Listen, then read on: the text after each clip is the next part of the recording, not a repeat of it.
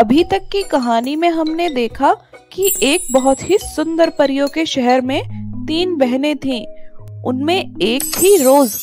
उससे उसकी दोनों बहनें बहुत जलती थी, उसको बिल्कुल पसंद नहीं करती थी और उसको हर समय बहुत परेशान करती थी। अपनी माँ से उसकी शिकायत करती थी। रोज कभी कभी धरती लोक पर आ जाती थी घूमती हुई, पर ये बात उसकी बहनों को पता चल गई और उनने रोज की शिकायत जाकर अपनी माँ से कर दी। इसके बाद रानी परी ने उसको धरती पर ना जाने के लिए समझाया, पर एक दिन मौका पाकर उसकी बहनों ने धोखे से उसको धरती पर भेज दिया और अपनी माँ को जाकर बोल दिया कि रोज किसी लड़के के साथ भाग गई है धरती पर और वो अब वापस नहीं आना चाहती यहाँ पर। अगर आप इस कहानी का पहला पार्ट देखना चाहते हो तो उसका लिंक आपको ऊपर दिए गए आई बटन पर मिल जाएगा। साथ ही इस वीडियो के डिस्क्रिप्शन में भी आपको लिंक मिल जाएगा।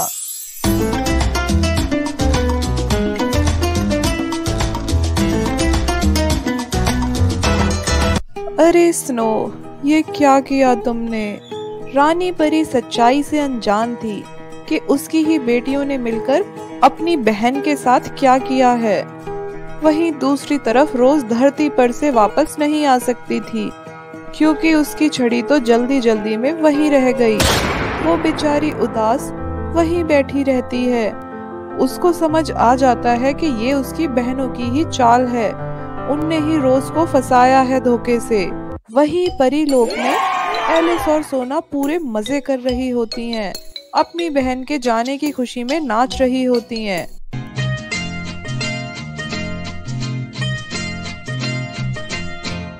अरे एलिस, चल, रोज तो गई, अब उसकी उस छोटी चमची को भी कमरे से आजाद कर देते हैं।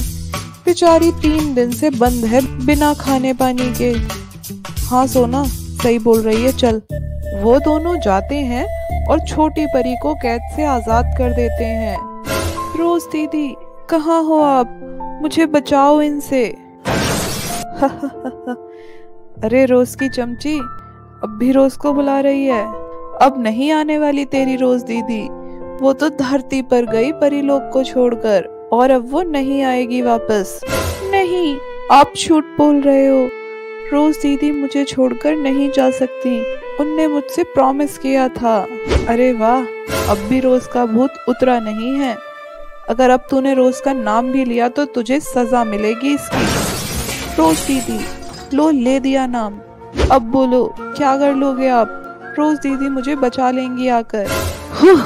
तेरी इतनी हिम्मत? आज से हमारे सारे काम तू ही करेगी, हमारे कपड़े तू साफ करेगी, हमारा कमरा तू चमकाएगी। और अगर ऐसा नहीं करेगी तो तुझे भी हम उसी चुड़ैल के पास छोड़ आएंगे जिसने तेरे माता पिता को मार दिया था।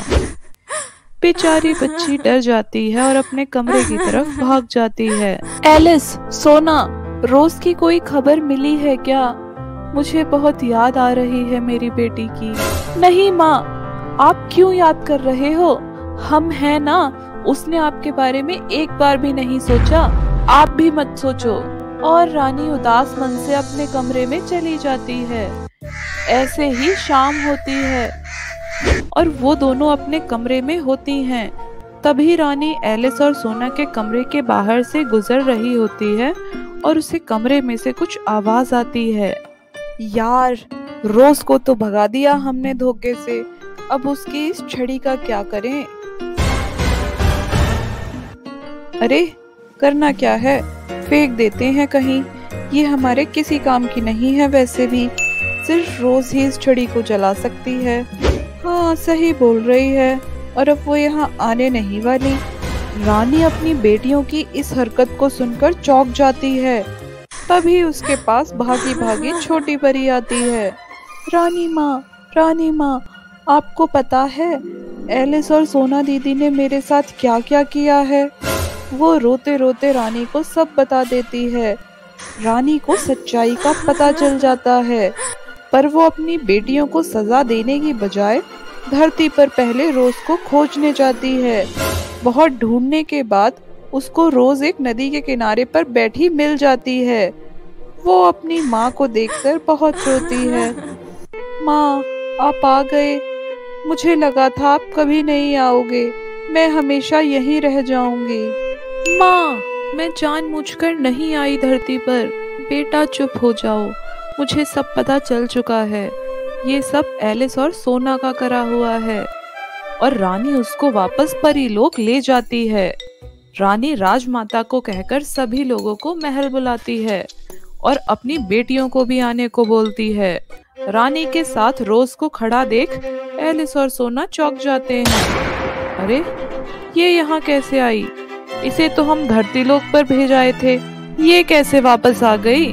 कहीं माँ को सब पता तो नहीं चल गया? अरे नहीं नहीं, रोज नहीं बताएगी कुछ। इतने में रानी बोलती है, आप सभी का आज की सभा में स्वागत है। आज आप सभी को यहाँ पर एक खास मौके पर बुलाया है। मुझे आप सभी को बताना है, मेरे बाद इस राज्य की अगली रानी मेरी बेटी रोज बनेगी। पर माँ, परवर कुछ नहीं, अगली रानी हो तुम यहाँ की। ये सब तुम्हारे लोग हैं अब। और वहाँ की जनता तो पहले से ही रोज को अपनी रानी मानती थी। रोज बहुत पसंद थी सबको। ये देखकर सोना और एलिस के रंग ही उड़ जाते हैं। जब सब चले जाते हैं तब रानी उनके पास जाती है। तुम्हें क्या लगा मुझे कुछ पता नहीं चलेगा और तुम इतना गलत करोगे? माँ, हमें माफ कर दीजिए, हमसे गलती हो गई। इसे गलती कहते हैं? तुमने अपनी बहन को मरने के लिए धरतीलोक पर भेज दिया, और वो भी बिना छड़ी के। सजा तो तुम दोनों को मिलेगी अब। नहीं नहीं माँ, हम आगे से ऐसा कुछ नहीं करेंगे। पर रानी नहीं मानी। आज से तुम दोनों शहर के सबसे बाहर वाली झोपड़ी में रहोगे। ना तुम्हारे पास महल होगा ना पैसे। जाओ, इस महल में तुम्हारी कोई जगह नहीं है। तो दोस्तों, रोज को वहाँ की रानी बना दिया गया और एलिस और सोना को उनकी गलती की सजा मिली। तो कैसी लगी आपको ये शैतान परियों की कहानी? हमें कमेंट्स में जरूर बताइए और इस वीडियो को लाइक और शेयर करना बिल्कुल ना भूलें।